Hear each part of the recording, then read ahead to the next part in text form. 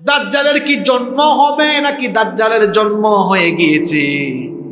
দাজ্জাল পৃথিবীতে জন্ম নিবে না, দাজ্জালের জন্ম কিন্তু হয়ে গেছে। দাজ্জালের জন্ম হয়ে গিয়েছে। বলবেন হুজুর, জন্ম যদি হয় তাকে আমরা দেখি না কেন? কেমনে দেখবেন? কারণ আল্লাহ তাআলা তাকে শাম কিংবা ইয়ামেনের এক অচিন দ্বীপের মধ্যে বন্দী করে রেখেছেন। আল্লাহর নবীজির জামানায় দাজ্জাল ছিল। দাজ্জালের কিচ্ছা বলে গিয়েছেন মুহাম্মাদুর রাসূলুল্লাহ সাল্লাল্লাহু আলাইহি।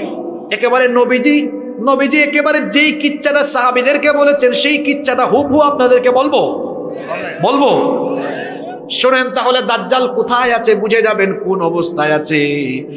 এই হাদিসের বর্ণনাকারী সাহাবী একজন মহিলা সাহাবী, নাম হচ্ছে ফাতিমা বিনতে কাইস রাদিয়াল্লাহু আনহা। তিনি বলছেন, একবার ফজরের আজান আমার কানে গেল। ফজরের নামাজ আল্লাহর নবীর ইমামতিতে আদায়ের জন্য আমি ওযু করে মসজিদে নববীর দিকে রওনা দিলাম। আমি যখন মসজিদে গেলাম, মহিলাদের কাতারের সামনের কাতারে আমি থাকলাম। ইসলামী শরীয়তের সিস্টেম হলো পুরুষরা থাকবে সামনের কাতারে, নারীরা থাকবে আলাদা কিংবা পুরুষের কাতারের পিছনে। তিনি বলছেন, আমি নারীদের কাতারের সামনের কাতারে ছিলাম। আমরা নামাজের আগ মুহূর্তে শুনলাম নবীজি বলছেন, ও আমার সাহাবীরা, আজকে নামাজের পরে কেউ নিজেদের জায়গা থেকে উঠবা না, তোমাদের উদ্দেশ্যে আমি কিছু কথা বলবো। এরপরে নবীজি নামাজে ইমামতি করলেন, সালাম ফিরালেন। সালাম ফিরিয়ে আল্লাহর নবী আমাদের দিকে চেহারা ঘুরালেন। এরপরে নবীজি বললেন, শোনো, তামিমদারি এতদিন খ্রিস্টান ছিল, তামিমদারি আমার হাতে এসে ইসলাম গ্রহণ করে মুসলমান হয়েছে। সুবহানাল্লাহ। তামিমদারি আমাকে দাজ্জাল সম্পর্কে এমন তথ্য দিয়েছে, আমি তোমাদেরকে দাজ্জালের ব্যাপারে যে কথা বলা দরকার ছিল সেগুলো তামিমদারির কথার সাথে মিলে গিয়েছে। এই জন্য দাজ্জালের ব্যাপারে আমি তোমাদেরকে সতর্ক করে যাচ্ছি।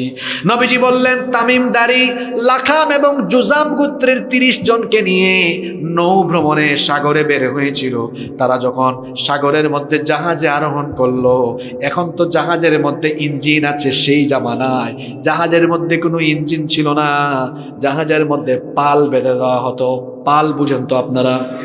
পাল বেঁধে দেওয়া হতো, বাতাসের চোটে জাহাজ চলতে থাকতো। নবীজি বলেছেন, তামিমদারি আমাকে বলেছে, তারা যখন পাল বেঁধে দিল বাতাসের তীব্র গতিতে, তাদের জাহাজ খুব দ্রুততার সাথে চলতে লাগলো। হঠাৎ করে তারা সামুদ্রিক ঝড়ের কবলে পড়ে গেল।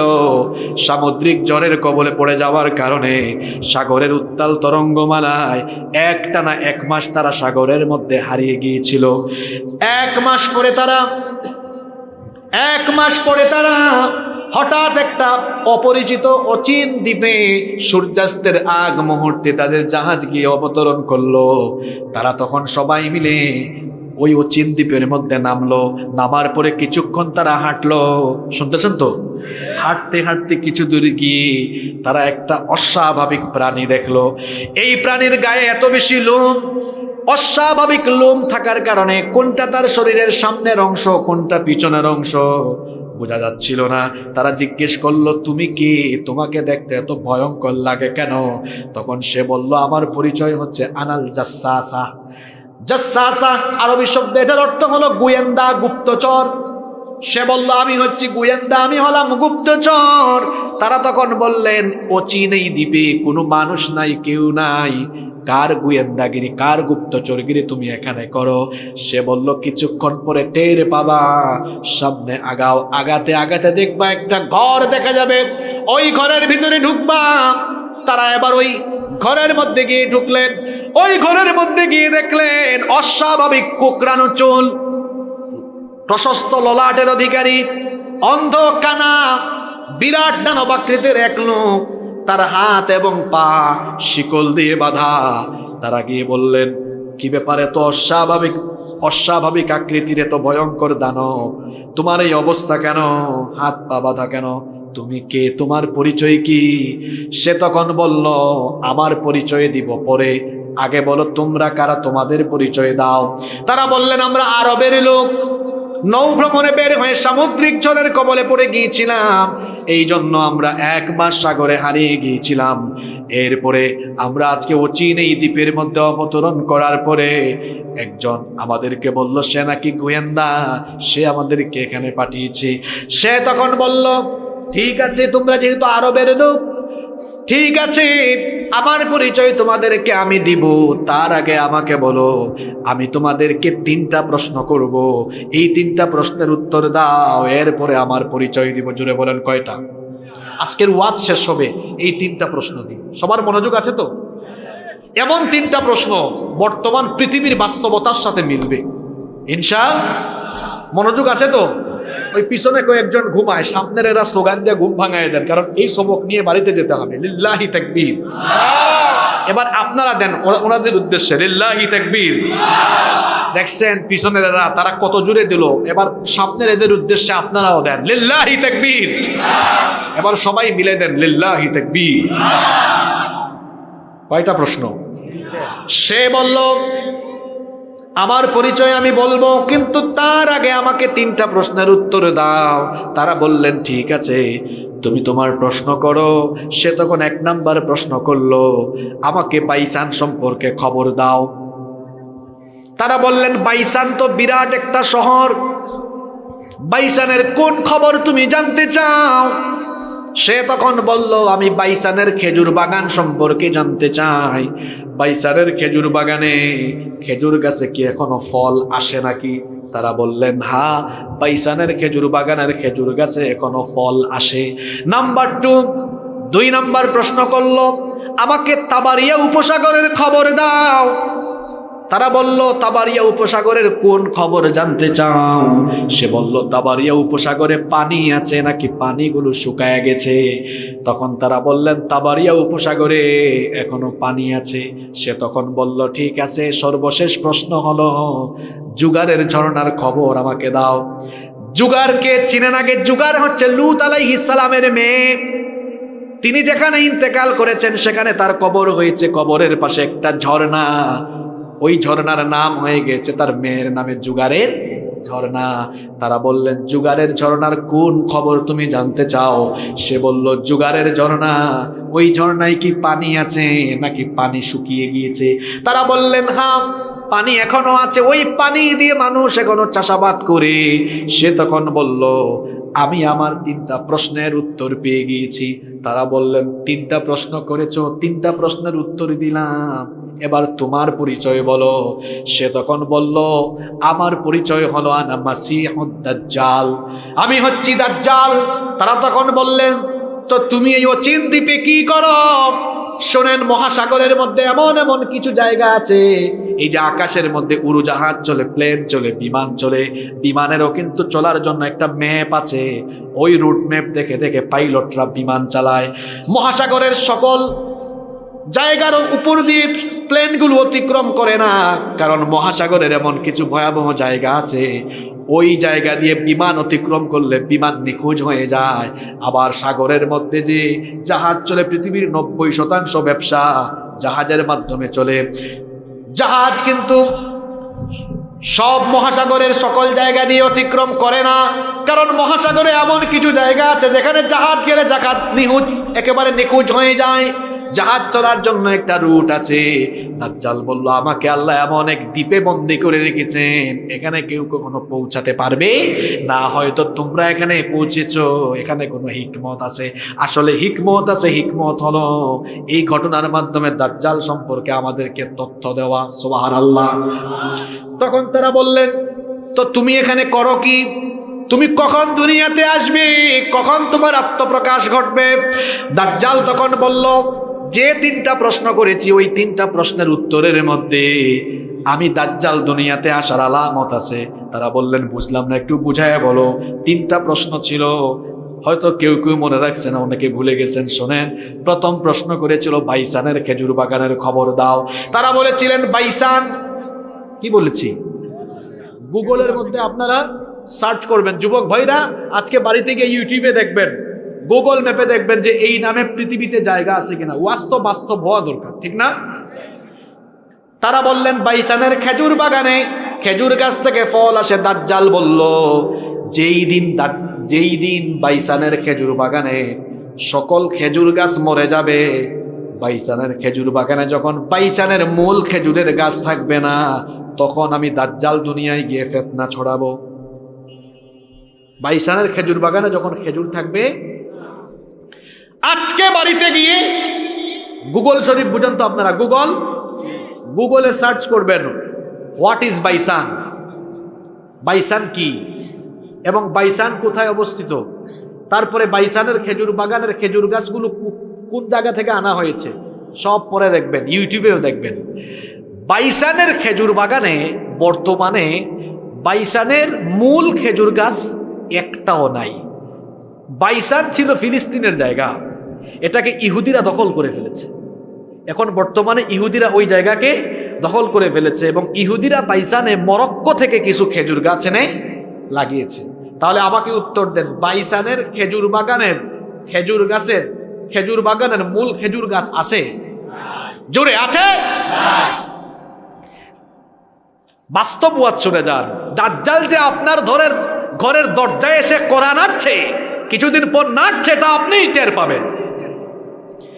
সে বলল অচিরেই বাইসানের খেজুর বাগানের কোনো খেজুর গাছে ফল আসবে না, তখন আমি দাজ্জালের আগমন হবে। 2 নম্বর বলেছিলাম তাবারিয়া উপসাগরের কি অবস্থা, তোমরা বলেছো তাবারিয়া উপসাগরে পানি আছে। তাবারিয়া উপসাগরের পানি যখন শুকায় যাবে, তখন আমি দাজ্জাল দুনিয়ায় আসব। তাবারিয়া উপসাগর, এটাকে দেখবেন ইউটিউব বা গুগলে সার্চ করলে, এটাকে এখন বলা হয় sea of Galilee. Sea of, এটা পানি তারা ফিলিস্তিনদেরকে দেয়। অচিরেই এই তাবারিয়া উপসাগরের পানি শুকাবে, দাজ্জাল বলছে তখন আমি দুনিয়ায় আসব। 3 নম্বর সে বলেছে জুগারের ঝর্ণার কি খবর, তারা বলেছেন জুগারের ঝর্ণায় পানি আছে, কিন্তু বর্তমানে জুগারের ঝর্ণা, এই ঝর্ণায় 1 ফোঁটা পানিও, তার মানে দাজ্জাল দুনিয়াতে আসার দেরি আছে। জোরে বলেন, জুগার এটা কোথায়? এটাও ফিলিস্তিনে ছিল, ইসরায়েলের দখলদাররা দখল করেছে। আপনারা বলবেন হুজুর, এই হাদিসে যে 3টা জায়গার কথা বলা হয়েছে, বাইসান, তাবারিয়া বা Sea of Galilee, Beisan, Sea of Galilee আর হচ্ছে জুগারের ঝর্ণা, 3টা জায়গা ইহুদিরা কায়দা করে দখল করেছে কেন? আচ্ছা, ইহুদি জাতির তথ্য নিয়ে যারা পড়াশোনা করেছেন তারা জানেন, ইহুদিদের ইতিহাস, ইহুদি কিন্তু কোনো ধর্ম না, ইহুদি কোনো ধর্ম। শোনেন তাইলে কোথার থেকে আসছে, মনোযোগ আছে তো আপনাদের? একটু 2-4 মিনিট লম্বা হয়ে যাচ্ছে আলোচনা, কষ্ট হবে আপনাদের। ইহুদিরা মূলত ছিল বনি ইসরাইল, বনি ইব্রাহিম আলাইহিস সালাম, আমাদের জাতির পিতা ইব্রাহিম আলাইহিস সালামের 2 জন স্ত্রী থেকে 2টা বংশধারা পৃথিবীতে প্রসিদ্ধ হয়েছে। কয়জন স্ত্রী? উনার একজন স্ত্রী হচ্ছেন হাজের বা হাজেরা। সন্তান হওয়ার পরে তার উনার বউ এবং সন্তানকে রেখে আসলেন কোথায়? মক্কায়। ওই ছেলের নাম হলো ইসমাইল। আর আরেক স্ত্রী ছিলেন বন্ধা সারা, উনার ঘরেও আল্লাহ সন্তান দিয়েছেন শেষ বয়সে, উনার ঘরে ছেলে হয়েছে ইসহাক। এবং তারা ছিলেন তখন ফিলিস্তিনকে, ওখানে বলা হতো তখন কেনান অঞ্চল, ফিলিস্তিন। সারার গর্ভ থেকে আসলেন ইসহাক। ইসহাকের ছেলের নাম ইয়াকুব। ইসহাকের ছেলের নাম ইয়াকুব আলাইহিস সালামের উপাধি ছিল ইসরাইল। কি ছিল? ইহুদিরা তাদের স্টেটের নাম রেখেছে ইসরাইল। এই ইসরাইল এটা ছিল ইয়াকুব নবীর উপাধি, এটার অর্থ হলো আল্লাহর বান্দা। ইয়াকুব নবীর ছিল 12টা ছেলে। কয়টা ছেলে? 10 ছেলে এক ঘরের আর 2 ছেলে আরেক ঘরের। ওই 2 জনের মধ্যে একজন ছিলেন ইউসুফ আর একজন হচ্ছে বিনিয়ামিন, আর বাকি 10 ভাই আরেক ঘরের। ওই ইয়াকুব নবীকে বলা হয় ইসরাইল বা ইসরাইল, আর তার সন্তানদেরকে বলা হয় বনি ইসরাইল। বনি ইসরাইল মানে হচ্ছে ইসরাইলের সন্তানগণ বা ইয়াকুব নবীর সন্তানগণ। এই 12 ছেলের মধ্যে এক ছেলের নাম ছিল ইয়াহুদা। এক ছেলের নাম ছিল কি? ইয়াহুদা। এই ইয়াহুদার বংশ থেকে পৃথিবীতে এক পর্যায়ে ইহুদি জাতির উদ্ভব হয়েছে। এটা কোনো মূলত ধর্ম না। এই ইহুদিরা শেষ নবীর, এই ইহুদিরা তাদের মাসিহের অপেক্ষায় ছিল, তারা তাদের মাসিহকে চিনতে পারে নাই, তারা তাদের মাসিহকে হত্যা করেছে। আর খ্রিস্টানরা আর ইহুদিরা তারা মনে করেছে ঈসা নবীকে তারা মেরে ফেলেছে। আর আল্লাহ কোরআনে বলেছেন ঈসা নবীকে তারা শুলে চড়াতে পারে নাই, বরং ঈসা নবীর সুরত আল্লাহ আরেকজনকে দিয়েছেন, আর ওই লোককে তারা শুলে চড়িয়েছে। ইহুদি খ্রিস্টানরা আছে মিসা নিয়ে, আমরা আছি ঈসা নিয়ে। ইহুদি খ্রিস্টানরা আছে কি নিয়ে? মিস্টার মিসা নিয়ে, আর আমরা আছি ঈসা নিয়ে। ঈসা আলাইহিস সালাম মারা যান নাই, তাকে আল্লাহ আকাশে উঠায় রেখেছেন। কারণ ঈসা নবী দোয়া করেছিলেন, আল্লাহ আমাকে শেষ নবীর উম্মত বানিও। আল্লাহ তার দোয়া কবুল করেছেন। এজন্য আখিরি জামানায় দাজ্জালকে হত্যার জন্য আল্লাহ তাআলা ঈসা আলাইহিস সালামকে পাঠাবেন। সুবহানাল্লাহ। তো শুনেন, এই তিনটা জায়গায় ইহুদিরা দখল করেছে কেন জানেন? ইহুদিদের বিশ্বাস যে এই তিন জায়গার আলামতের সাথে দাজ্জালের আত্মপ্রকাশ সম্পর্কিত। তারা মনে করে দাজ্জাল তাদের ইমাম, ইহুদিরা মনে করে দাজ্জাল তাদের ইমাম, এবং তারা মনে করে এই দাজ্জাল আসলে তারা গোটা পৃথিবীর নেতৃত্ব পেয়ে যাবে, তারা গোটা পৃথিবী শাসন করবে। এটা তাদের স্বপ্ন। এই স্বপ্ন দুঃস্বপ্ন থেকে যাবে, কারণ এই দাজ্জালকে হত্যা করার জন্য আল্লাহ ইমাম মাহদী এবং ঈসা আলাইহিস সালামকে পাঠাবেন। আল্লাহু আকবার। আপনাদের কষ্ট হচ্ছে? 10-15 মিনিট থাকা যাবে না ইনশাআল্লাহ। কিচ্ছা তো শেষ হয় নাই এখনো। তো সে বলল, এই তিনটা প্রশ্নের উত্তর দিয়ে সে তার কি করলো? পৃথিবীতে আগমনের কথা জানালো। এবার এরা বললেন, তুমি পৃথিবীতে গিয়ে কতদিন থাকবা? কানা দাজ্জাল তখন বলল, পৃথিবীতে আমার অবস্থানের সময় হবে 40 দিন। জুড়ে বলেন কতদিন? আস্তে বলবেন না, জুড়ে বলেন কতদিন? 40 দিন। তবে আমার প্রথম দিন হবে 1 বছরের সমান, প্রথম দিন হবে 1 বছরের সমান, দ্বিতীয় দিন হবে 1 মাসের সমান, তৃতীয় দিন হবে 1 সপ্তাহের সমান, আর বাদ বাকি 37 দিন হবে স্বাভাবিক দিনের মতো। সাহাবীরা বললেন, ওগো আল্লাহর নবী, দাজ্জালের প্রথম দিনটা যদি 1 বছরের সমান হয়, তাহলে এত নামাজ আমরা কিভাবে পড়ব? নবীজি বললেন, অনুমান করে করে, ওয়াক্তগুলো অনুমান করে করে তোমরা নামাজ আদায় করে নিও। দাজ্জাল পৃথিবীতে আসার পর গোটা দুনিয়ায় ফিতনা চালাবে, কিন্তু 3টা জায়গায় যেতে পারবে না, 2টা জায়গায় যেতে পারবে না। একটা হলো মক্কা, আর একটা হলো মদিনা। মক্কায় যখন ঢুকতে চাইবে ফেরেশতা ভাগায়া দিবে, মদিনায় যখন ঢুকতে চাইবে ফেরেশতা ভাগায়া দিবে। এই দাজ্জাল দুনিয়াতে এসে গোটা দুনিয়ায় ফিতনা চালাবে। দাজ্জালের সৈন্য হবে মোট 70,000। জুড়ে বলেন কত হাজার? 70,000 ইহুদি সৈন্য থাকবে, আর কিছু অজ্ঞ জাহেল মহিলা থাকবে। এই দাজ্জাল গোটা দুনিয়ায় যখন ফিতনা চালাবে, দাজ্জালকে হত্যা করার জন্য আল্লাহ তাআলা সাইয়েদনা ঈসা আলাইহিস সালামকে পাঠাবেন। কেমনে পাঠাবেন শুনেন। ইমাম মাহদী আলাইহিস সালাম, ঈসা নবী যে মসজিদে আসবেন, মসজিদটাও কিন্তু রেডি হয়ে আছে। শুনেন, হাদিস থেকে বলছি, আল্লাহর নবী বলেছেন, ফজরের নামাজের সময় ইমাম মাহদী সিরিয়ার দামেস্কের পূর্ব দিকের সাদা গম্বুজওয়ালা একটা মসজিদ, ওই মসজিদে ইমাম মাহদী নামাজে ইমামতির জন্য যখন দাঁড়াবেন, ঠিক ওই সময়ে নামাজের দাঁড়ানোর ঠিক আগ মুহূর্তে 2 জন ফেরেশতার ডানার উপরে ভর করে সিরিয়ার দামেস্কের সাদা গম্বুজওয়ালা ওই মসজিদের মধ্যে ঈসা আলাইহিস সালাম অবতরণ করবেন। সুবহানাল্লাহ। ইমাম মাহদী দেখেই চিনে ফেলবেন, দেখেই বলবেন, আহলান ওয়া সাহলান, আসেন, আপনার অপেক্ষায় আমরা ছিলাম, আপনি নামাজের ইমামতির জায়গায় দাঁড়ান। ইমাম মাহদী যখন এই কথা বলবেন, ঈসা আলাইহিস সালাম তখন বলবেন, না, আপনি ইমাম, আপনি হচ্ছেন গোটা দুনিয়ার মুসলমানদের খলিফা, আপনি ইমামতি করেন, আমি মুক্তাদি হব। নামাজ আরম্ভ হয়ে যাবে। ওইদিকে দাজ্জাল তার 70,000 ইহুদি বাহিনী নিয়ে ইমাম মাহদীকে হত্যার জন্য সিরিয়ায় আসতে থাকবে। আস্তে আস্তে ওই সাদা গম্বুজওয়ালা মসজিদের বাহিরে চলে আসবে। দাজ্জাল তো আর জানে না, তার যমদূত হয়ে দুনিয়াতে ইতিমধ্যে চলে এসেছেন ঈসা ইবনে মারইয়াম। সুবহানাল্লাহ। নামাজের শেষে ঈসা আলাইহিস সালাম বক্তব্য দিবেন, বলবেন, নামাজের শেষে ঈসা আলাইহিস সালাম বক্তব্য দিবেন। ঈসা আলাইহিস সালাম বলবেন, সবাই প্রস্তুত হও, দাজ্জালকে আর দুনিয়ায় রাখা হবে না, এই দাজ্জালকে হত্যা করার জন্য আল্লাহ আমাকে পাঠিয়েছেন, রেডি হও। এমন সময় দেখা যাবে দাজ্জাল তার বাহিনী নিয়ে মসজিদের বাহিরে ঘেরাও করে ফেলেছে। ঠিক সেই সময় ঈসা আলাইহিস সালাম বের হবেন। ইমানদার কখনো অস্ত্র শস্ত্রকে ভয় পায় না। ইমানদারদের অন্তরে কেবল একজনের ভয় আছে, তিনি কি? ঈসা আলাইহিস সালাম বের হবেন মসজিদ থেকে। দাজ্জাল যখন ঈসা আলাইহিস সালামকে দেখবে, হাদিসে এসেছে, নবীজি বলেছেন, লবণ যেমন পানিতে গলে যায় ঠিক তেমনি ভাবে ঈসা আলাইহিস সালামকে দেখে দাজ্জালও গলে যাওয়ার মতো অবস্থা হবে। কিসের আর যুদ্ধ? দাজ্জাল তখন ঈসা নবীকে দেখে পালাতে থাকবে। ঈসা নবী দাজ্জালকে ধরার জন্য ঈসা নবী এবার ঈসা আলাইহিস সালাম তাকে ধাওয়া করতে থাকবেন। ধাওয়া করতে করতে করতে করতে করতে করতে তাকে গিয়ে ফিলিস্তিনের লুদ শহরে, এই লুদ ছিল ফিলিস্তিনের শহর, দখলদার ইহুদিরা এই শহরটাকেও দখল করে ফেলেছে। লুদ সিটি, ইউটিউবে গুগলে সার্চ করবেন লুদ সিটি, এটা দখল করে ফেলেছে এখন কারা? ইহুদিরা। আসলে ছিল ফিলিস্তিনের জায়গা, দখল করেছে এখন ইসরাইল। ওই লুদ শহরের কাছে নিয়ে যাবেন, বাবে লুদের কাছে গিয়ে ঈসা আলাইহিস সালাম তার বর্ষা দিয়ে দাজ্জালকে তিনি সেখানে কতল করবেন। আল্লাহু আকবার। একটু আগে যে বলেছি ফিলিস্তিন হবে আগামী দুনিয়ার মূল ক্যারেক্টার, মূল চরিত্র। আখিরি জামানায় যা হবে সব ফিলিস্তিনকে কেন্দ্র করে হবে। এখানেই মাহদি, এখানেই দাজ্জাল, এখানেই ঈসা আলাইহিস সালাম, এখানেই দাজ্জালের মৃত্যু। এটাই হবে গোটা দুনিয়া শাসন পরিচালনার হেড অফিস। সুবহানাল্লাহ।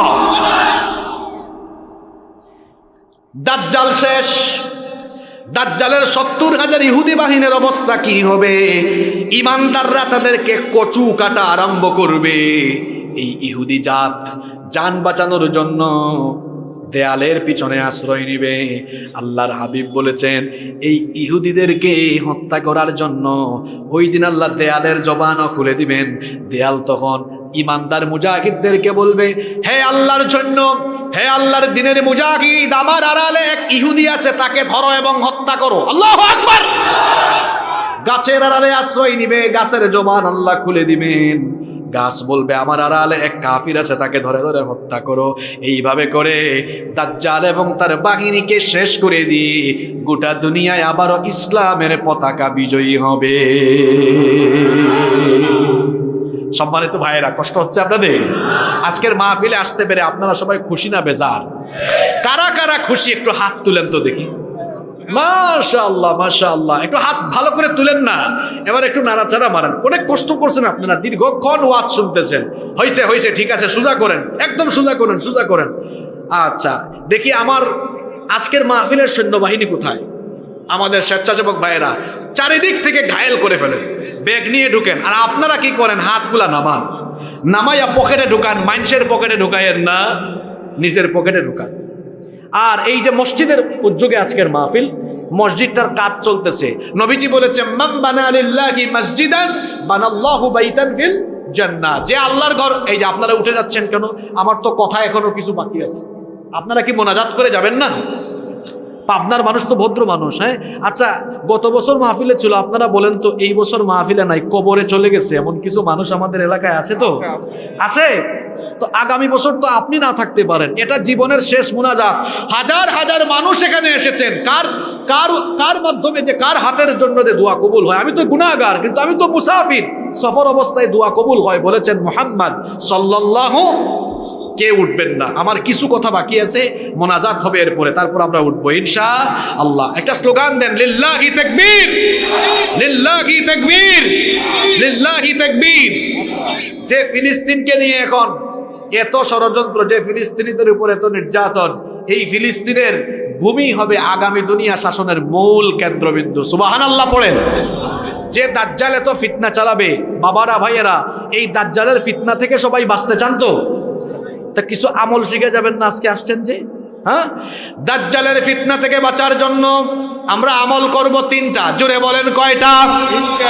এই তো আপনারা অমনোযোগী হয়ে গেছেন। ব্যাগ নিয়ে যে যার ভাইয়েরা যাবে, এখানে ভাইয়েরা আছেন যাবে। আপনারা একটু মনোযোগ দেন, 5 মিনিট, এরপরে মোনাজাত হবে।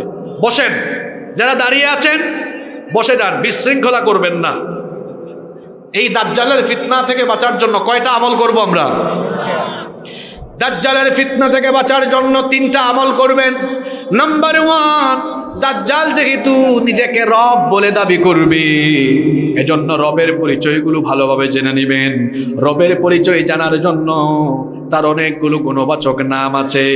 যেমন আল্লাহর নাম হচ্ছে রহমান, আল্লাহর নাম হচ্ছে রহিম, আল্লাহর নাম হচ্ছে করিম, আল্লাহর নাম হচ্ছে সত্তার, আল্লাহর নাম হচ্ছে গফফার।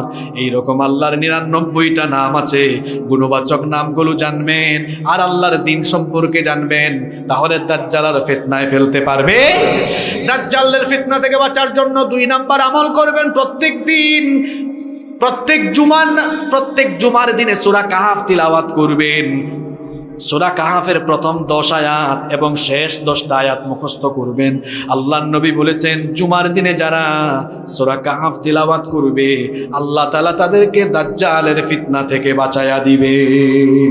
3 নম্বর হচ্ছে, যখন আপনারা নামাজ আদায় করেন, নামাজে আমরা শেষ বৈঠকে তাশাহুদ পড়ি, দুরুদ পড়ি, দুআয়ে মাসুরা পড়ি।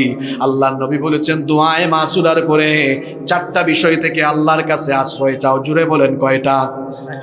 1 নম্বর, আল্লাহুম্মা ইন্নী আউযু বিকা মিন আযাবি জাহান্নাম ওয়া মিন আযাবিল কবর ওয়া মিন ফিতনাতিল মাহইয়া ওয়াল মামাত ওয়া মিন ফিতনাতিল মাসীহিদ দাজ্জাল। যে দোয়াটা বললাম, এই দোয়াটা কার কার মুখস্থ আছে? হাত তুলেন। এই যে এখন যারা বিশৃঙ্খলা করছে, শেষ ভালো যার, সব ভালো তার, এগুলো বিশৃঙ্খলা, উঠাউঠি করা, শয়তান কি নিচের থেকে চুলকাচুলকি করে, গুতাগুতি করে। আমি হাসিবুর রহমান এই পাবনায় মাহফিলে এসেছি, বাসায় যেতে পারবো কিনা জানি না, রোড অ্যাক্সিডেন্ট করে মরে যেতে পারি। আপনি রওনা দিয়েছেন, বাড়িতে যেতে পারবেন কিনা, এখানেই গজবে শেষ হয়ে যেতে পারেন। যে গুনাহ করেছেন, এই গুনার জন্য কি 10 মিনিট বসে কাঁদতে মন চায় না? শয়তান কি ভেতরকে এত কালো বানিয়ে দিয়েছে? কয়টা আমল বলছি? 3 এবং সর্বশেষ আমল বলছি। নবীজি বলেছেন, নামাজে তাশাহুদ, দুরুদ এবং দুআয়ে মাসুরার পরে এই দোয়াটা পড়ো আর 4টা বিষয় থেকে আশ্রয় চাও। আল্লাহুম্মা ইন্নী আউযু বিকা মিন আযাবি জাহান্নাম ওয়া মিন আযাবিল কবর ওয়া মিন ফিতনাতিল মাহইয়া ওয়াল মামাত ওয়া মিন ফিতনাতিল মাসীহিদ দাজ্জাল। এই দোয়াটা কে কে পারেন মুখস্থ? দেখি হাত তুলেন। অনেক কম। ফেনী, নোয়াখালী, লক্ষ্মীপুর এই প্রশ্ন করলে 100 জনের মধ্যে 90 জন হাত তুলে। পাবনার মানুষ এই দোয়াটা মুখস্থ করলেন না। এই দেখেন, আমল নাই, আমলের দিকে আমরা নাই। মাহফিল হলে দেখা যায়, মাহফিলে বসলে কথা শুনবে, আমল ভালো হবে, জাহান্নাম থেকে বাঁচার অনেক কথা শুনবে। মাহফিলে নাই, আছে কোথায়? মেলায়। এই মেলায় ভেলায় আমাদের সময় চলে গেল। এই দোয়াটা মুখস্থ করবেন। সবাই পারবেন? সংক্ষিপ্ত দোয়া। যুবক ভাইয়েরা শোনেন, গুগলে সার্চ করবেন, দেখবেন দোয়াটা চলে আসবে, মুখস্থ করবেন। যারা পারেন আমার সঙ্গে বলেন, যারা পারেন কি সবাই বলেন, বলেন আল্লাহুম্মা, জোরে বলেন আল্লাহুম্মা ইন্নী আউযু বিকা মিন আযাবি জাহান্নাম ওয়া মিন আযাবিল কবর ওয়া মিন ফিতনাতিল মাহইয়া ওয়াল মামাত ওয়া মিন ফিতনাতিল মাহইয়া ওয়াল মামাত ওয়া মিন ফিতনাতিল মাসীহিদ দাজ্জাল। কি সুন্দর দোয়া! নবীজি শিখালেন, আল্লাহুম্মা ইন্নী আউযু বিকা মিন আযাবি জাহান্নাম, হে আল্লাহ আমাকে জাহান্নামের আযাব থেকে বাঁচাও। ওয়া মিন আযাবিল কবর, কবরের শাস্তি থেকে বাঁচাও। ওয়া মিন ফিতনাতিল মাহইয়া ওয়াল মামাত, জীবন মৃত্যুর ফিতনা থেকে বাঁচাও। 4 নম্বর, ওয়া মিন ফিতনাতিল মাসীহিদ দাজ্জাল, দাজ্জালের ফিতনা থেকে আমাদেরকে বাঁচাও। বলেন আমিন। এই আমলগুলো করবেন। আর নিজেকে ঈমানের পথে পরিচালিত করার জন্য নামাজ, নামাজ, নামাজ, নামাজের কোনো বিকল্প। হুযায়ফা ইবনে আসিদ আল গিফারি রাদিয়াল্লাহু আনহু, এই হাদিসের বর্ণনাকারী সাহাবী, তিনি বলছেন, ইত্তালাআন নাবিয়্যু সাল্লাল্লাহু আলাইহি ওয়াসাল্লাম আলাইনা ওয়া নাহনু নাতাযাকার। তিনি বলছেন, আমরা কয়েকজন সাহাবী মিলে একটি জায়গার মধ্যে আলোচনা করছিলাম। এমন সময় নবীজি আমাদের কাছে আসলেন। এসে নবীজি আমাদেরকে জিজ্ঞেস করলেন, মা তাযাকারুন, ও আমার সাহাবীরা, কি নিয়ে তোমরা আলোচনা করছো? আমরা তখন নবীজিকে জবাব দিলাম, নাযকুরুস সাআহ, আমরা কিয়ামত সম্পর্কে আলোচনা করছি, আল্লাহর হাবিব তখন বললেন, ইন্নাহা লান তাকুমা হাত্তা তারাউনা ক্বাবলাহা 10 আয়াত। আল্লাহর নবী বললেন 10টি ঘটনা ঘটবে না যতদিন কিয়ামত হবে না ততদিন। 10টি ঘটনা ঘটবে না যতদিন কিয়ামত হবে না ততদিন। জুড়ে বলেন কয়টা ঘটনা? 10টা।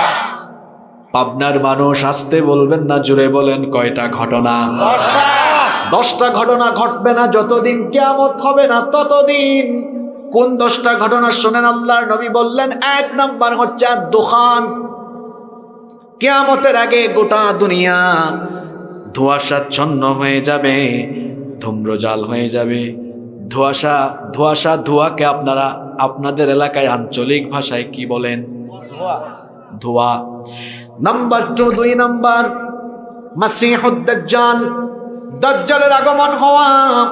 3 নাম্বার হচ্ছে ওয়াদাব্বা, জমিন থেকে একটা অদ্ভুত প্রাণী বের হওয়া। 4 নাম্বার হচ্ছে তুলু আশ-শামসি মিন মাগরিবিহা, পশ্চিম দিক থেকে সূর্য উদয়। নাম্বার 5 নাম্বার হচ্ছে নুজুল ঈসা ইবনে মারইয়াম, ঈসা ইবনে মারইয়ামের দুনিয়াতে অবতরণ করা। নাম্বার 6 ও ইয়াজুজ ওয়া মাজুজ, ইয়াজুজ এবং মাজুজ দুনিয়াতে এসে বিশৃঙ্খলা সৃষ্টি করা। নাম্বার 7 নাম্বার হচ্ছে খাসফুন বিল মাশরিক, পৃথিবীর পূর্ব দিকে একটা ভূমিধস হওয়া। নাম্বার 8 নাম্বার হচ্ছে ওয়া খাসফুন বিল মাগরিব, পৃথিবীর পশ্চিম দিকে আরেকটা ভূমিধস হওয়া। নাম্বার 9 নাম্বার হচ্ছে ওয়া খাসফুন বি জাজিরাতুল আরব, জাজিরাতুল আরবের মধ্যে আরেকটা ভূমিধস হওয়া। 10 নাম্বার হচ্ছে নারুন তাখরুজু মিনাল ইয়ামিন তাতরুদুন নাসা ইলা মাহশারিহিম, সিরিয়ার ইয়ামেন থেকে, ইয়ামেনের একটা শহর থেকে আগুন বের হবে। ওই আগুন দুনিয়ার মানুষকে তাড়িয়ে নিয়ে হাসরের মাঠে একত্রিত করবে। তাহলে কিয়ামতের আগে মোট ঘটনা ঘটবে কয়টা? 10টা। জোরে বলেন কয়টা? 10টা। কিয়ামতের আলামতগুলো, লক্ষণগুলো হলো 2 প্রকার।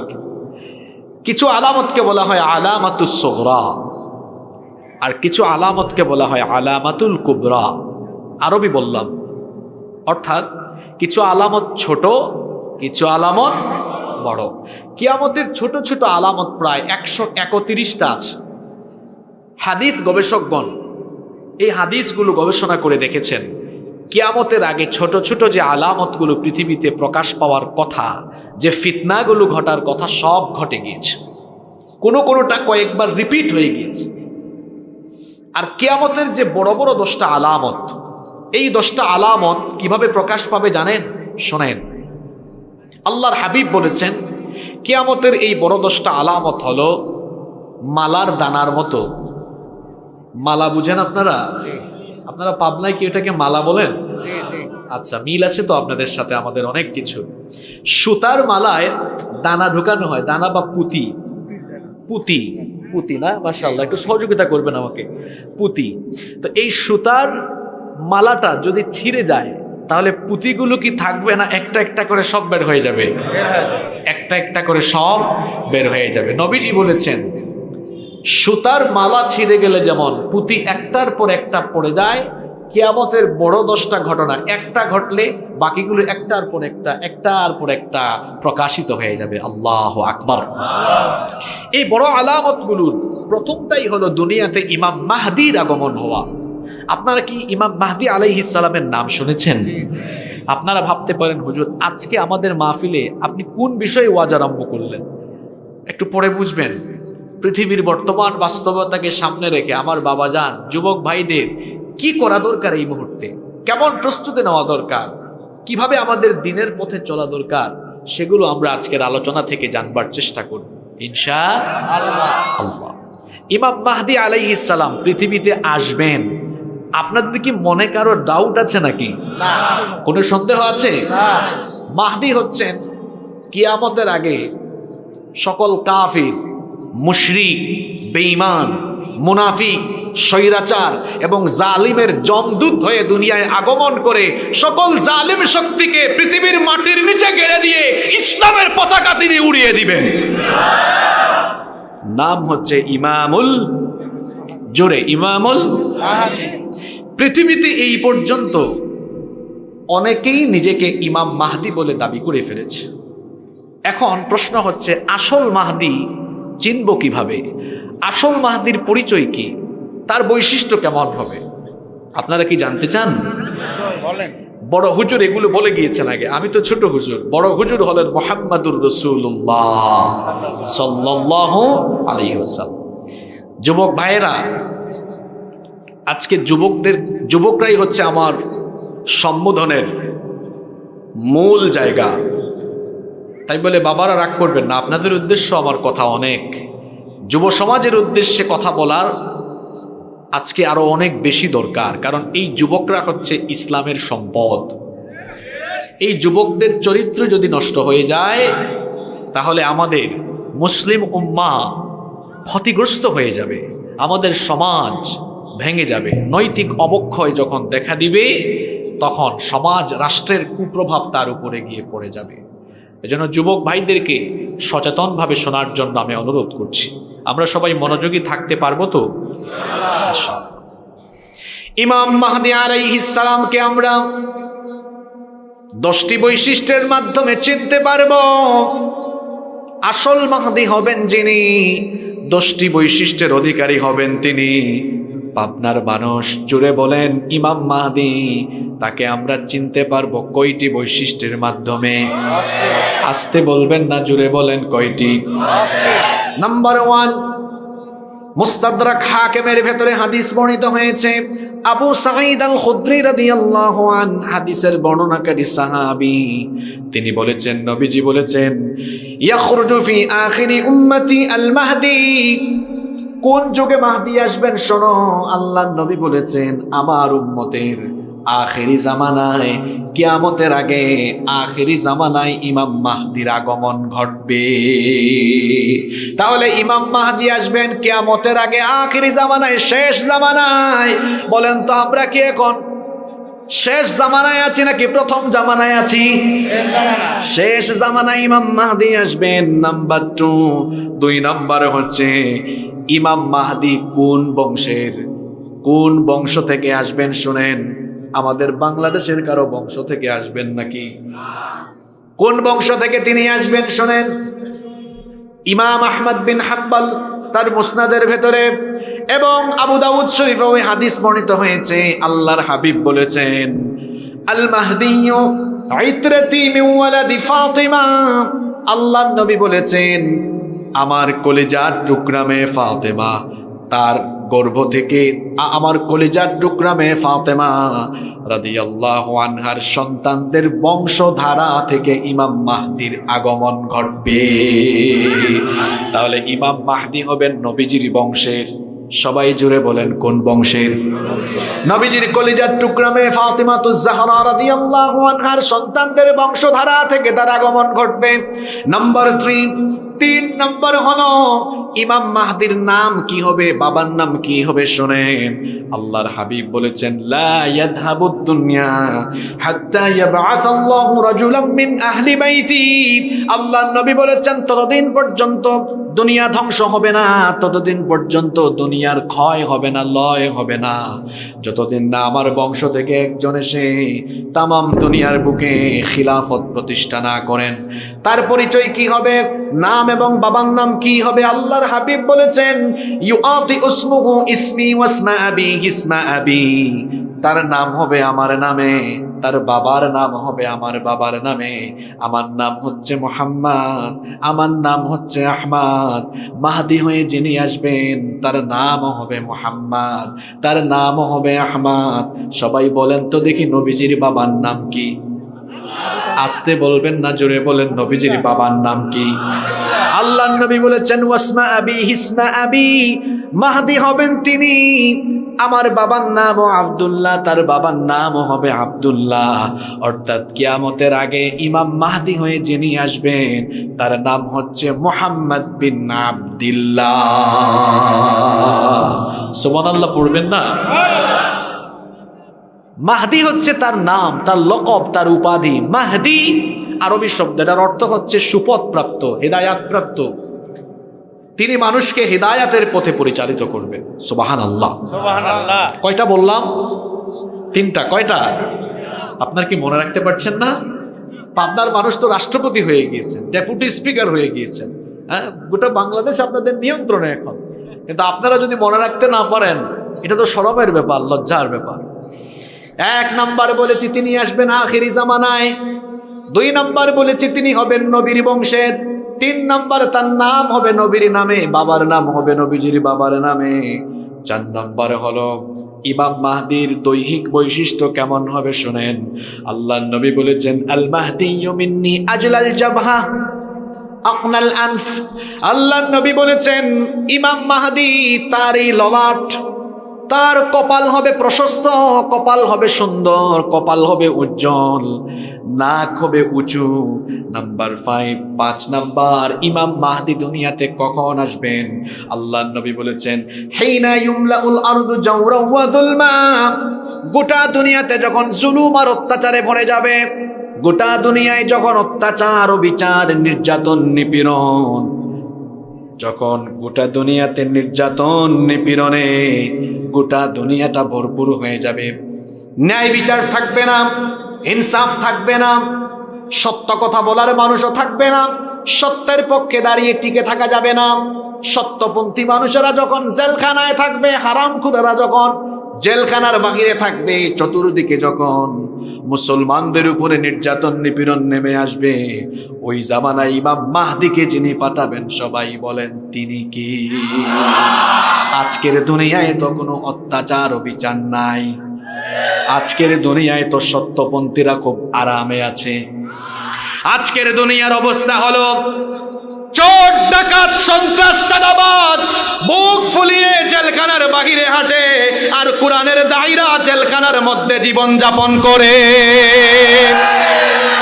তার মানে বোঝা গেল, হাইনা ইউমলাউল আরদু যুলমান ওয়া জাওরা। গোটা দুনিয়াতে যখন জুলুম চলবে, মুসলিমদের পক্ষ হয়ে জালিমদেরকে খতম করার জন্য যাকে আল্লাহ পাঠাবেন তার নাম ইমাম। আজকের প্যালেস্টাইনের দিকে তাকান, অসভ্য জারজ রাষ্ট্রের ইসরায়েলের বর্বর ইহুদিরা আমার ফিলিস্তিনি ভাই বোনদেরকে প্রতিদিন শহীদ করে দিচ্ছে, নারী এবং শিশুরা শহীদ হচ্ছে। আরে হাসপাতালের মধ্যেও আমাদের ভাই বোনরা ইহুদিদের বর্বরতা থেকে রক্ষা পাচ্ছে না। কঠিন অবস্থা। আজকের খবর দেখলাম, ইসরায়েলের প্রতিরক্ষা মন্ত্রণালয় বলছে যে হামাসের সুড়ঙ্গগুলোতে আমরা বিষাক্ত রাসায়নিক প্রয়োগ করে এদেরকে নিঃশেষ করে দেব। আর নবীজি বলেছেন, কিয়ামতের আগে, কিয়ামতের আগ পর্যন্ত আমার উম্মতের সবচেয়ে খাঁটি ইমানদার যে অঞ্চল, যে মাটির উপরে থাকবে, যে ভূমির উপর থাকবে, সেটা হচ্ছে ফিশাম, শাম অঞ্চলে। বর্তমান ফিলিস্তিন, সিরিয়া, লেবানন, জর্ডান, কয়টা দেশের নাম বলেছি? যুবকরা মনোযোগী। ফিলিস্তিন, সিরিয়া, লেবানন, জর্ডান, এই 4টি অঞ্চল নবীজির সময়ে ছিল শাম। নবীজির সময়ে কি ছিল?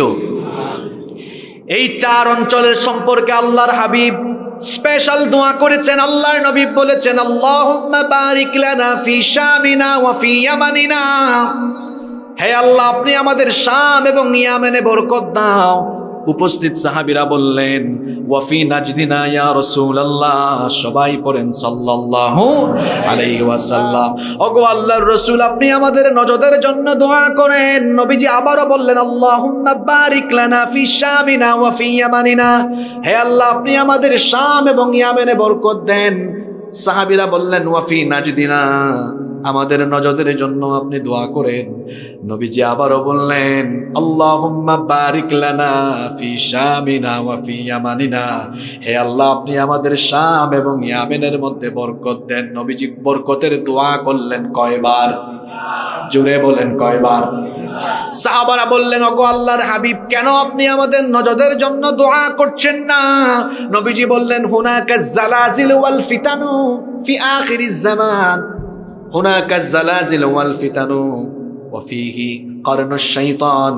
আল্লাহর হাবিব বললেন, শোনো, নজদের জন্য এজন্য দোয়া করলাম না, শেষ জামানায় কিয়ামতের আগে এই নজদের মধ্যে ভয়াবহ ভূমিকম্প হবে, ফিতনা ছড়াবে, অশ্লীলতা, অসভ্যতা, শয়তানি কাজ ছড়াবে। আপনারা বলবেন হুজুর নজদ আবার কোন অঞ্চল? মুহাদ্দিসগণ নজদ দ্বারা দুইটা অঞ্চলকে উদ্দেশ্য করেছেন। হয় এটা দ্বারা ইরাকের নজদ উদ্দেশ্য, আবার আরবিতে সৌদি আরবের হিজাজের উঁচু ভূমিকেও নজদ বলা হয়। ১৫০০ বছর আগে নবীজি কি কথা বলে গেলেন? বললেন আখেরি জামানায় এইসব অঞ্চলে অশ্লীলতা, বেহায়াপনা, নোংরামি ছড়াবে। আজকের সৌদি আরবে তাকায় দেখেন হালাল নাইট ক্লাব চালু হয়ে গিয়েছে, সিনেমা হল চালু হয়ে গিয়েছে, অশ্লীলতা, বেহায়াপনা চালু হয়ে গিয়েছে। তার মানে কিয়ামত নিকটবর্তী হয়ে গিয়েছে। বরকতের দোয়া করেছেন আল্লাহর নবী শামের ব্যাপারে। কেন? ফিলিস্তিনের এই মুজাহিদদের জন্য আল্লাহর নবী কেন দোয়া করেছেন শুনেন। আল্লাহর নবী বলেছেন লা তাজালু তাইফাতুম মিন উম্মতি ইউকাতিলুনা আলাল হক যাহিরিনা ইলা ইয়াউমিল কিয়ামাহ। আমার উম্মতের একদল লোক কিয়ামত পর্যন্ত হকের উপরে লড়াই করতে থাকবে। গোটা দুনিয়া তাদের বিরোধিতা করে, তাদের বিরুদ্ধে যদি ঐক্যবদ্ধ হয়ে যায় তাও অসুবিধা নাই, ওই মুজাহিদদেরকে আমি আল্লাহ সহযোগিতা করে বিজয় দান করব। সাহাবীরা বললেন নবীজি কোন অঞ্চলের ব্যাপারে বলছেন? নবীজি বললেন আহলুশ শাম, শাম অঞ্চলের উম্মতদের ব্যাপারে বলছি। ফিলিস্তিন সম্পর্কে ভালোভাবে যুবকরা জেনে নাও, ফিলিস্তিনের ভূমি হচ্ছে আরদুল মাহশারি ওয়াল মানশার, এটাই হবে কিয়ামতের মাঠ। আল্লাহর হাবিব বলেছেন এই ভূমিকে কেন্দ্র করে আখিরি জামানায় সবকিছু ঘটবে। এই ফিলিস্তিনে এসেছেন হাজার হাজার নবী রাসূল, এখানে এসেছেন সাইয়েদনা ইব্রাহিম আলাইহিস সালাম, এখানে এসেছেন সাইয়েদনা ইসহাক, এখানে এসেছেন সাইয়েদনা ইয়াকুব আলাইহিস সালাম, এখানে এসেছেন সাইয়েদনা দাউদ আলাইহিস সালাম, এখানে এসেছেন তার ছেলে সুলাইমান আলাইহিস সালাম, এখানে এসেছেন মুসা নবী, এখানে এসেছেন ঈসা নবী, এখানে আসবেন মাহদি, এখানে আসবে দাজ্জাল, এখানে মরবে দাজ্জাল, এখানে আসবেন আবার শেষ জামানায় ঈসা। সুবহানাল্লাহ। ফিলিস্তিনে অবস্থিত মসজিদে আকসা, এটা ছিল আমাদের আগের কিবলা। ফিলিস্তিনের এই ভূমিকে আল্লাহর নবী বরকতময় ভূমি বলেছেন। আল্লাহ তাআলা কোরআনে 5 জায়গায় ফিলিস্তিনের ভূমিকে বরকতময় ভূমি বলেছেন। আল্লাহু আকবার।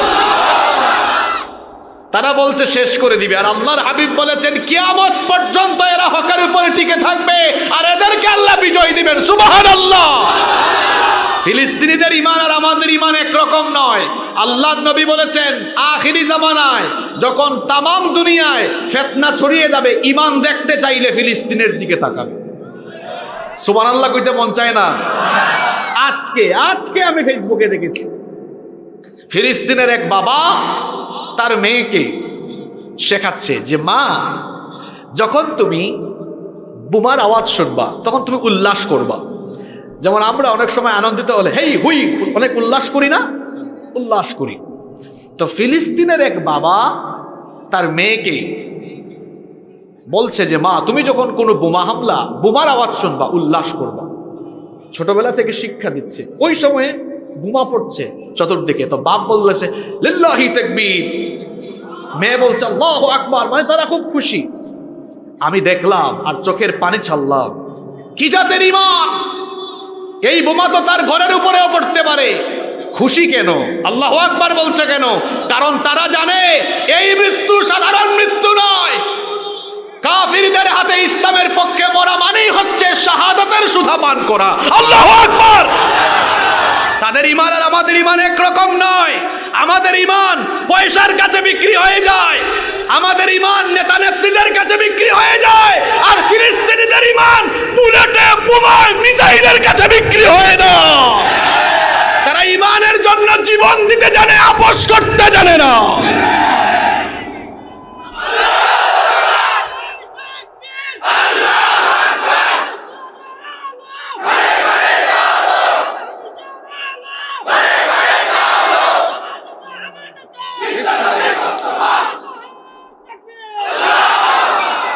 কষ্ট হচ্ছে আপনাদের?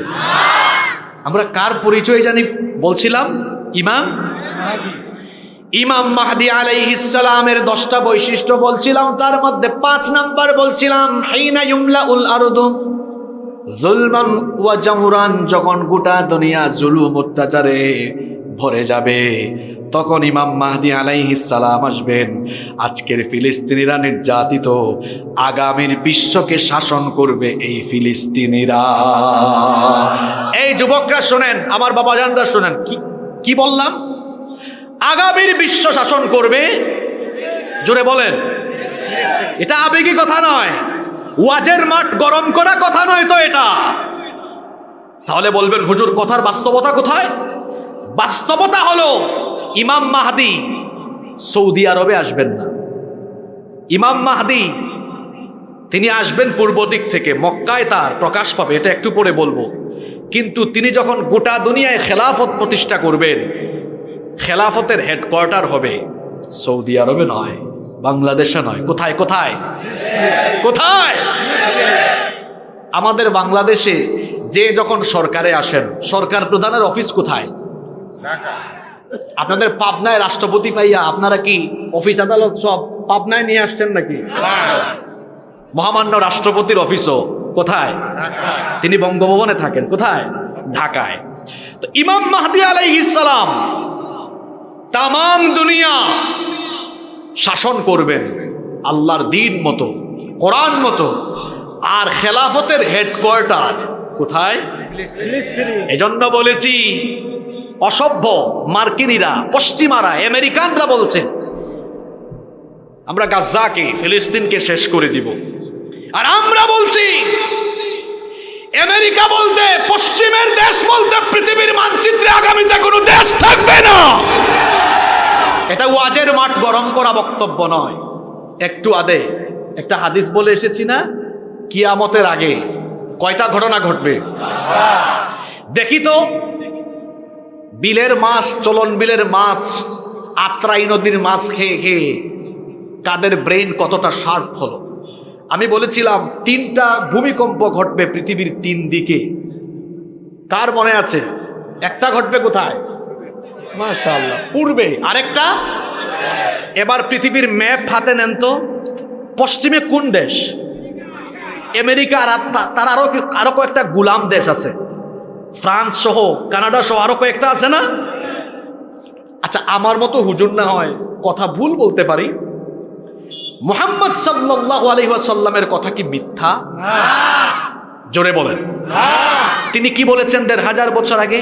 কিয়ামতের আগে পৃথিবীর 3টা অঞ্চল আল্লাহ মাটির নিচে গেড়ে দিবেন।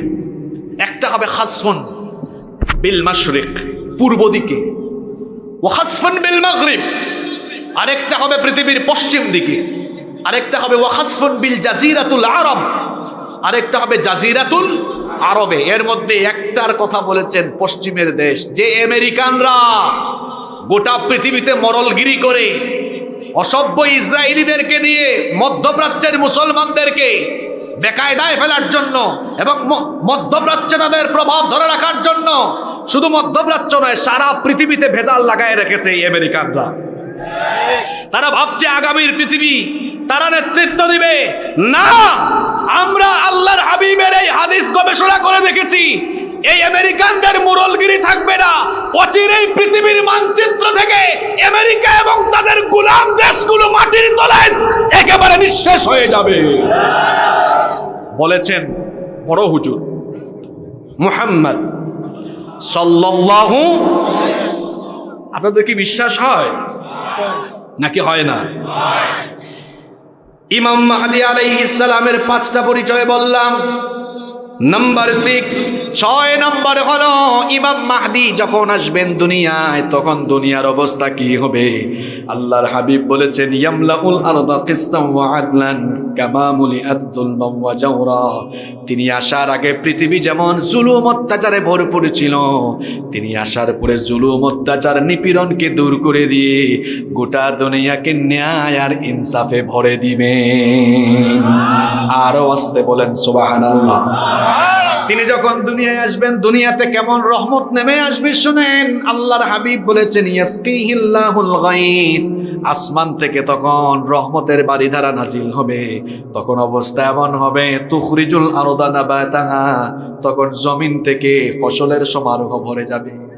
এরপরে ওয়ায়ুতিল মালা সিহাহান, ইমাম মাহদী আলাইহিস সালাম সুষম বন্টন নীতি চালু করবেন। সুষম সুষম বন্টন নীতি। শোনেন, সুষম বন্টন নীতি থাকলে একটা সমাজ বা রাষ্ট্র উন্নতি উচ্চ শিখরে চলে যায়। যেখানে সুষম বন্টন নীতি থাকে না, সেখানের মধ্যে কোনো উন্নতি থাকে।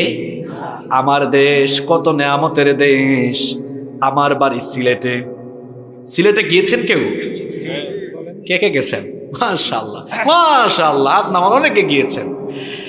আমাদের সিলেটে গেলে দেখবেন দেশের 70% চা সিলেট থেকে উৎপন্ন হয়। সিলেটে আছে পাথরের খনি, আছে কয়লার খনি, আছে গ্যাসের খনি, এত সম্পদ আর সম্পদ। এদিকে আপনাদের পাবনার দিকে আসলে দেখা যায় দেশের সব দুধ আর ঘি আপনাদের এলাকায়, এত মাছ আপনাদের এলাকায়, চলনবিল, আত্রাই নদী, আরো বেশ কয়েকটা নদী আছে, মাছ আর মাছ ঈশ্বর দিয়েছে। এদিকে আবার পদ্মা নদীও আছে। তারপরে উত্তরবঙ্গে গেলে দেখা যায় তিস্তা ব্যারেজে, তিস্তা নদীর মধ্যে বালুর উপরে দেখেছি ভুট্টার চাষ। জয়পুরহাটে গেলে দেখা যায় আলু আর আলু। চট্টগ্রামে যান, কক্সবাজারে যান, দেখবেন লবণের চাষ, মাছ, শুটকি, পান। এই দেশে সম্পদ আর সম্পদ, এত সম্পদ। আমাদের পরে স্বাধীনতা লাভ করেছে এমন কিছু দেশ আছে যারা এখন বিরাট ধনী। শুধু তাই নয়, যে কাতারের লোকজন ভূমধ্য সাগরে মাছ ধরতো, মাছ বিক্রি করে করে খাইতো, আজকের ছোট্ট দেশ কাতার পৃথিবীর শীর্ষ ধনী, ঠিক কিনা? ওয়ার্ল্ড কাপ পর্যন্ত আয়োজন করে যে যুবকরা পড়াশোনা করবা, জানবা কাতার আমাদের দেশের তুলনায় অনেক ছোট, মাত্র 10,000 বর্গমাইলের একটা ছোট্ট দেশ। এরাও স্বাধীনতা পেয়েছে 71 সালে, আমরাও পেয়েছি 71 সালে। তারা স্বাধীন হয়েছে ব্রিটিশ থেকে, আর আমরা স্বাধীন হয়েছি বর্বর পাকিস্তানি থেকে। আমাদের পরে স্বাধীন হয়েছে এমন বহু দেশ আছে, ধনীদের তালিকায় চলে গিয়েছি। আমার দেশে এত সম্পদ, এত নেয়ামত, কেন আমরা এখনো উন্নতির চোখ দেখি না? কারণ সামনে পিছে ডানে বামে চোর বাটপারের অভাব নাই, সুষম বন্টন নীতি নাই। আমার দেশে আছে যেমন পাথরের খনি, কয়লার খনি, গ্যাসের খনি, সম্পদের খনি, এগুলোকে চেটে পুটে লুটপাট করে খাওয়ার জন্য আছে চোর ডাকাতের খনি। এজন্য আমার দেশের স্বাধীনতার স্থপতি মরহুম বঙ্গবন্ধু শেখ মুজিবুর রহমান বলেছেন, আমি ভিক্ষা করে করে আনি আর চাটার দলেরা চেটে পুটে খেয়ে সব শেষ করে ফেলে। যথার্থ বলেছেন তিনি, যথার্থই বলেছেন তিনি। তিনি আরো বলেছিলেন, মানুষ দেশ স্বাধীনের পরে পায় রাস্তাঘাট, হ্যাঁ, সম্পদের খনি, এই খনি সেই খনি, আমি পাইছি চোরের খনি। এই চোর আর ডাকাতরা যদি চুরি ডাকাতি বন্ধ করে, জনগণের মধ্যে সুষম বন্টন নীতির ভিত্তিতে এরা যদি এরকম ইনসাফ ভিত্তিক বন্টন নীতি চালু করতো, আমাদের দেশ শীর্ষ ধনীর কাতারে চলে যেত। এই কথা কেন বলেছি? ইমাম মাহদি তার বৈশিষ্ট্য ইউতিল মালা শিহাহান, সুষম বন্টন নীতি চালু করবেন। তার খেলাফতে, তার রাজত্বকালে কোনো দুর্নীতি থাকবে না, কোনো চুরি থাকবে না। শেষরা চোরেরা চাল চুরি, গম চুরি করতে পারবে না, জনগণের টিন চুরি করতে পারবে না।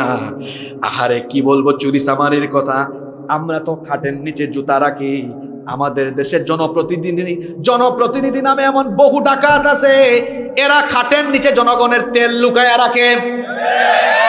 এইরকম শেষরা চোর আর চামার যদি ডানে বামে সামনে পিছে থাকে, তাহলে কখনো উন্নতি অগ্রগতি হবে না। আমি কি কথাগুলো রাজনৈতিক বললাম নাকি? এগুলো তো রাজনৈতিক কথা না। আমি যদি আওয়ামী লীগের কথা বলি, আওয়ামী লীগের পক্ষে কথা বলি, ওইটা হবে রাজনৈতিক বক্তব্য।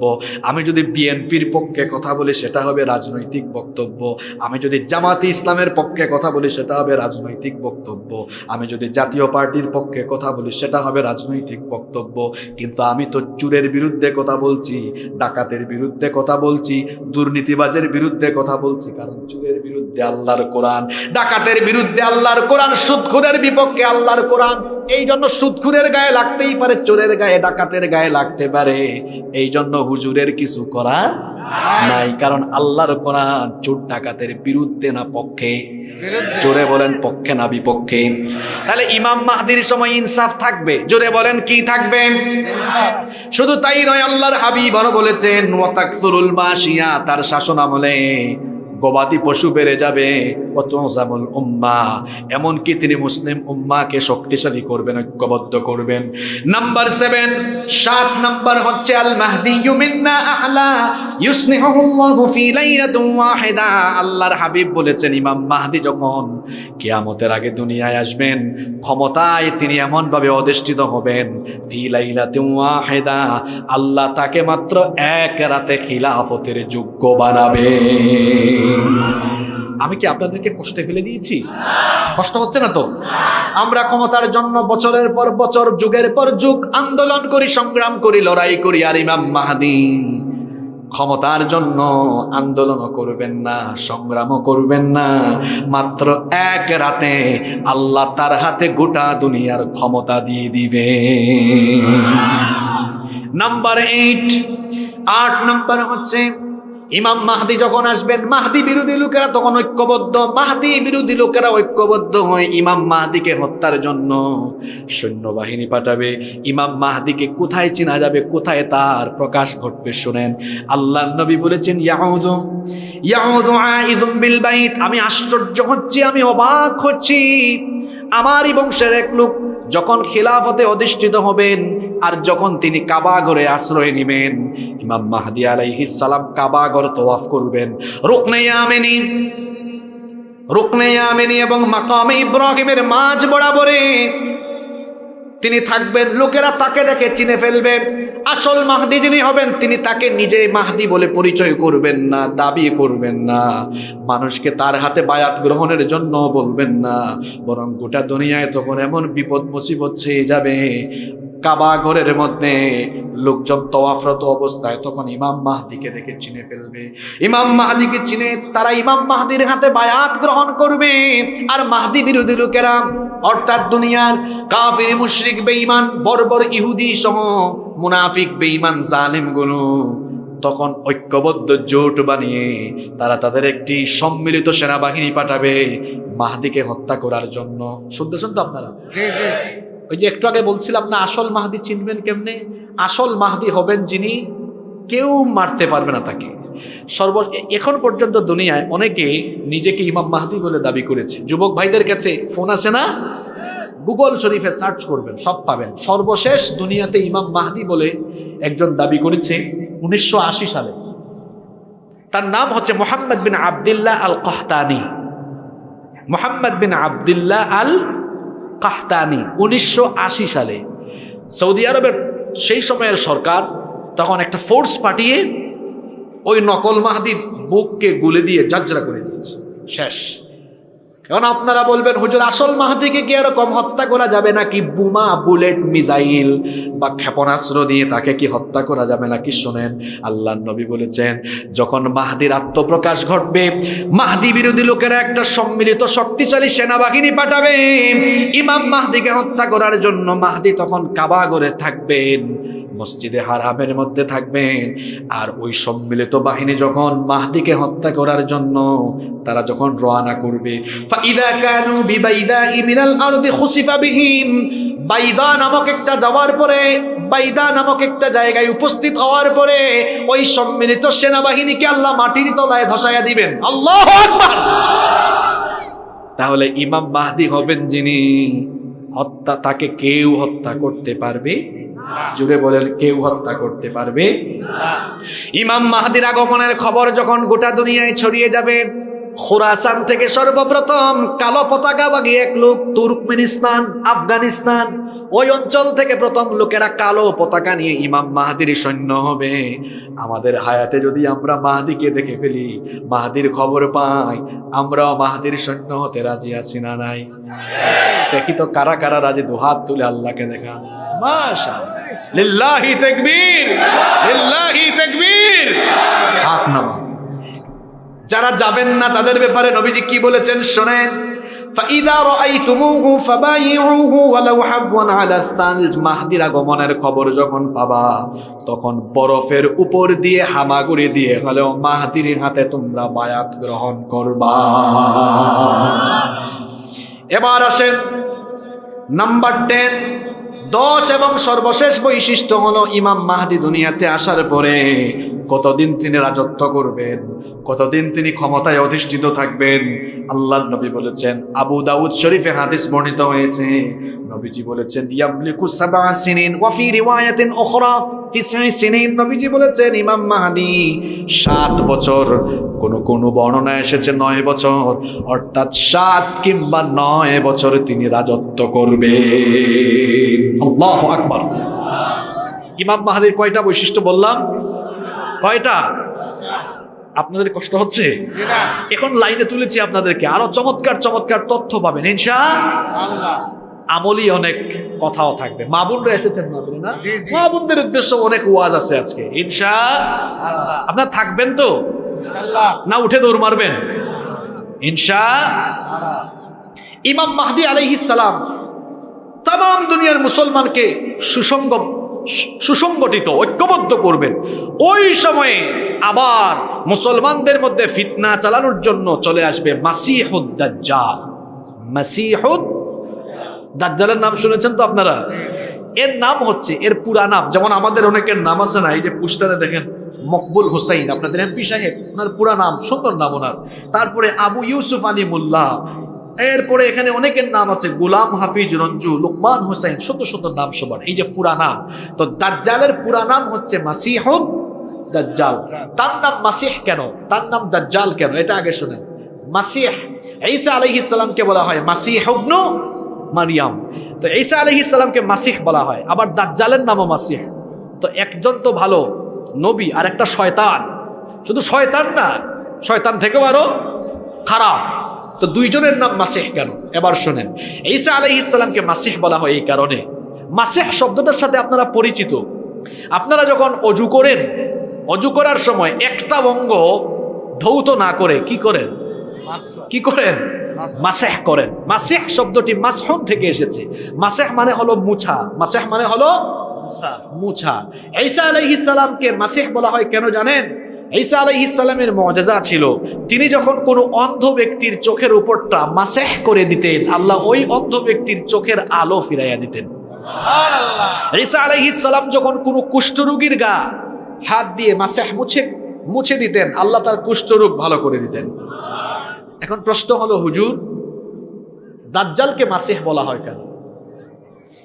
দাজ্জালের একটা চোখ, চোখের ভ্রু সুদ্ধা চামড়ার আবরণ দিয়ে মুছে দেওয়া থাকবে, একটা চোখ থাকবে না, কানা দাজ্জাল। তার একটা চুল থাকবে, একটা চোখও থাকবে চামড়ার নিচে মুছা, এজন্য তাকে বলা হয় কি? মাসিহ। আবার মাসিহ শব্দের আরেকটা অর্থ হলো ভূপৃষ্ঠে বিচরণকারী। এই দাজ্জাল মক্কা মদিনা ছাড়া গোটা দুনিয়ায় ঘুরে বেড়াবে আর মানুষের মধ্যে ফিতনা চালাবে, যেহেতু সে ভূপৃষ্ঠে বিচরণ করবে, এজন্য তার নাম হচ্ছে মাসিহ।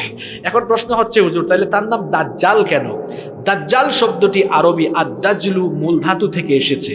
এটার অর্থ হলো, আরবি ডিকশনারি খুললে দেখবেন অর্থ হলো আল খালাত, ইয়ানি সত্যের সাথে মিথ্যা সংমিশ্রণ ঘটানো, প্রতারণা করা, ধোঁকাবাজি করা। দাজ্জাল হবে ধোঁকাবাজ, দাজ্জাল হবে প্রতারক, এজন্য তার নাম হলো দাজ্জাল, মাসিহুদ দাজ্জাল। তারে চিনবেন কেমনে? দাজ্জালের পরিচয় বলছে, দাজ্জালের পরিচয় মোট 12টা। কয়টা? ভয় পায় না, এগুলো খুব শর্টলি বলছি।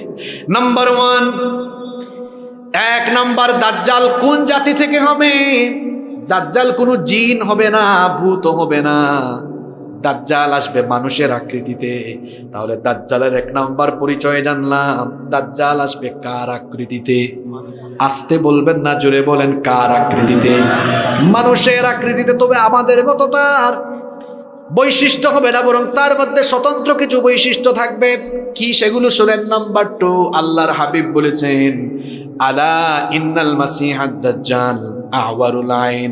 আল্লাহর নবী বলেছেন, উম্মত সাবধান, দাজ্জালের 1 চোখ হবে কানা, কানা দাজ্জাল 1 চোখ হবে অন্ধ। আর দাজ্জাল নিজেকে রব বলে দাবি করবে, খবরদার দাজ্জালের ফিতনায় পড়ে যেও না, কারণ দাজ্জালের 1 চোখ কানা থাকবে, নিজেকে রব বলবে, তোমরা তার ধোঁকায় পড়ো না, কারণ আমাদের রব যিনি, তিনি অন্ধ নন। আমাদের রব মানুষের মতো নন, মানবীয় সকল গুণাবলীর ঊর্ধ্বে, কত সুন্দর তিনি আমরা জানি না। মাথার উপরের আসমান কত সুন্দর, জমিনটাও কত সুন্দর, এই দুনিয়ার মানুষগুলোও কত সুন্দর। সুন্দর করে সবাইকে যিনি বানালেন, সবাই বলেন তিনি কি? আল্লাহ। যিনি সবাইকে এত সুন্দর করে বানালেন, তিনি যে কত সুন্দর আমরা জানি। এজন্য একজন গজল লিখেছে, গেয়েছে, দুনিয়া সুন্দর, মানুষ সুন্দর, আসমান সুন্দর, জমিন সুন্দর, সুন্দরে সুন্দরে পাল্লা, জানি না কত সুন্দর তুমি আল্লাহ, জানি না কত সুন্দর তুমি আল্লাহ। সুবহানাল্লাহ। এক নাম্বার বললাম দাজ্জাল হবে মানুষের আকৃতির, 2 নাম্বার দাজ্জাল হবে কানা, নাম্বার 3 3 নাম্বার হচ্ছে ইন্নাহু শাবুন কাতাব, দাজ্জাল হবে বিরাট আকৃতির এক যুবক, দানবীয় চেহারা থাকবে। নাম্বার 4 4 নাম্বার হচ্ছে আন্নাহু আহমার, তার গায়ের রং থাকবে লাল, অন্য বর্ণনা এসেছে শুভ্র সাদা রঙের অধিকারী হবে। নাম্বার 5 নাম্বার হচ্ছে আন্নাহু জাদুসার, তার মাথার চুল হবে অস্বাভাবিক কোকড়ানো, অস্বাভাবিক কোকড়ানো চুলের অধিকারী হবে। নাম্বার 6 নাম্বারে হচ্ছে মাকতুবুন বাইনা আইনাইহি কাফির, দাজ্জালের কপালের মধ্যে আরবি 3টা অক্ষর লেখা থাকবে, কাফ ফা র। কি বললাম? কাফ ফা র। 2 রকমের বর্ণনা, কাফ ফা র অথবা কাফির লেখা থাকবে। মোমেন যারা, শিক্ষিত হোক অশিক্ষিত হোক, দাজ্জালের কপালের কাফের লেখা পড়তে পারবে তারা। আপনারা বলবেন হুজুর অশিক্ষিত মানুষ লেখা আবার পড়ে কেমনে? শোনেন আমার ভাইয়েরা, অশিক্ষিত যদি লোকটা মোমেন হয়, দাজ্জালের এই কাফের লেখাটা পড়ার জন্য তার ইমানের অন্তর্দৃষ্টি যিনি খুলে দিবেন তিনি কি? আল্লাহ। কিন্তু কাফির মুশরিক সে যদি শিক্ষিত হয়, দাজ্জালের ওই কপালের কাফির লেখা পড়তে পারবে না, কারণ তার অন্তরের মধ্যে ইমানের নূর থাকবে না, এজন্য তারা পড়তে পারবে না। তাহলে দাজ্জালের 6 নম্বর বৈশিষ্ট্য বললাম, কপালের মধ্যে লেখা থাকবে কাফির, কপালের মধ্যে লেখা থাকবে। নাম্বার 7 নম্বর হচ্ছে আল্লাহর হাবিব বলেছেন দাজ্জাল হবে এমন, আল্লাহর নবী বলেছেন ইন্না মাসিহাদ দাজ্জাল, আল্লাহর হাবিব বলেছেন নিশ্চয়ই দাজ্জাল হবে রজুলুন কসিরুন আফহাজ, দাজ্জাল হবে বেটে। আপনারা আপনাদের এলাকায় বেটে মানুষকে কি বাটি বলেন, বেটে না বাইটটা বলেন? আপনাদের ভাষা খুব সুন্দর, আমাদের সিলেটের আঞ্চলিক ভাষা একটু জটিল। আমরা সিলেটে বেটে মানুষকে বলি তুমি বাট্টি, কি বলি আমরা? দাজ্জাল হবে বেটে এবং সে হবে আফহাজ। আফহাজ মানে কি?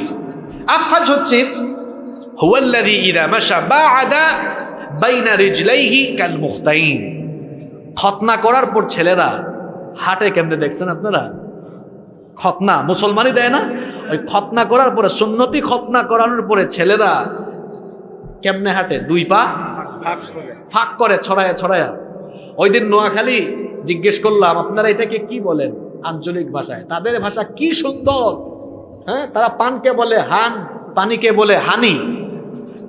আমি তাদের এলাকায় শীতকালে মাহফিলে গিয়েছি একবার, এটা অনেক আগের কথা, যখন নোয়াখালীতে প্রথম গিয়েছি। তো আমাকে এক ভাই, প্রচন্ড কুয়াশা মাহফিলে, খুব শীত, আমাকে এসে একজন ভাই বলছে হুজুর, হুজুর হানি খাইবেন নি, হানি খাইবেন নি? আমি ভাবলাম মনে হয় ভাইজান খুব শিক্ষিত মানুষ, হানি মানে তো কি মধু না? তো ভাবলাম খুব ঠান্ডা শীত পড়েছে, একটু খাইলে একটু পরে ওয়াশ করবো, গলাটাও একটু গরম হবে। বললাম ভাই নিয়ে আসেন প্লিজ। কিছুক্ষণ পর 1 গ্লাস পানি নিয়ে আসছে, কয় হুজুর নেন হানি। আমি বললাম ভাই চাইলাম হানি, দিলেন দেখি পানি। কয় হুজুর আমি তো হানির কথাই কইছি আপনার। অর্থাৎ তারা এই পানিকে তাদের ভাষায় কি বলে? তো নোয়াখালীতে এই যে 2 পা ছড়াইয়া হাঁটলে তারা এটাকে বলে সেগাইয়া সেগাইয়া হাঁটে, সেগাইয়া সেগাইয়া হাঁটা। দাজ্জাল হবে এরকম 2 পা ছড়িয়ে দেওয়া হাঁটবে। যুবকরা হেসো না, অনেক যুবক কিন্তু রাস্তাঘাটে দেখবেন 2 পা ছড়াইয়া ছড়াইয়া হাঁটে। এগুলো দাজ্জালের অনুসারী, এভাবে হাঁটা যাবে না। কেমনে হাঁটতে হবে আল্লাহ শিখিয়েছেন। আল্লাহ বলেছেন ওয়া ইবাদুর রহমানিল্লাযীনা ইয়ামশুনা আলাল আরদি হাওনা রহমানের বান্দারা দুনিয়ায় ভদ্রভাবে বিচরণ করবে, নম্রতার সাথে বিচরণ করবে, অভদ্র হবে না, ভদ্রতার সাথে চলবে। এটা আমাদেরকে শিখিয়েছেন কি? দাজ্জালের 8 নম্বর বৈশিষ্ট্য হলো দাজ্জাল হবে নির্বংশ। আল্লাহর নবী বলেছেন ইন্না মাসিহাদ দাজ্জাল লা ইউলাদু লাহু, তার কোনো ছেলে মেয়ে থাকবে না, সন্তানাদি থাকবে না। নাম্বার 9 নম্বর হচ্ছে আল্লাহর নবী বলেছেন দাজ্জাল হবে বিরাট দানব আকৃতির, দানবের মতো চেহারা। নাম্বার 10 নম্বরে হচ্ছে দাজ্জাল হবে বক্র স্বভাবের। ওই যে আমরা মাঝে মাঝে বলি ঘাড় তেরা গাউরা, দাজ্জাল হবে এরকম ঘাড় তেরা একটু গাউরা টাইপসের লোক। এরপরে নাম্বার 11 নম্বর হলো দাজ্জালের এই কপাল হবে অত্যন্ত প্রশস্ত। 12 নম্বরে হচ্ছে দাজ্জাল তার গলা এবং কাঁধ হবে আরিদুন নাহার, প্রশস্ত হবে।